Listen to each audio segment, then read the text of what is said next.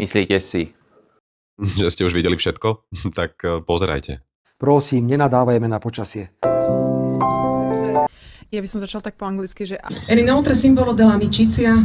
Počul si už o krajine, ktorej minister vnútra nosí v kešeni 12,5 tisíca v keši? Stretol som tam dokonca aj Breda Pitta, aj Terryho Cruisa. Teda v hotovosti. Tu musí byť slovenčina absolútne brilantná. Brilantná, bezchybná. Ktorej poslanec Národnej rady a primátor okresného mesta čachruje v garáži s 10 000 a tvári sa, že sa hral do stihy a sásky? Bežne dávate v garáži pôžičky 45 000 eur? Ale pozrite sa, bol COVID. A počul si už o krajine, ktorej šéfuje... Buďte ticho, rozdelili sme si 15 miliónov eur. Tak keby si náhodou zabudol, ako sa tá krajina volá, tak... Toto je Slovensko. Toto je Slovensko.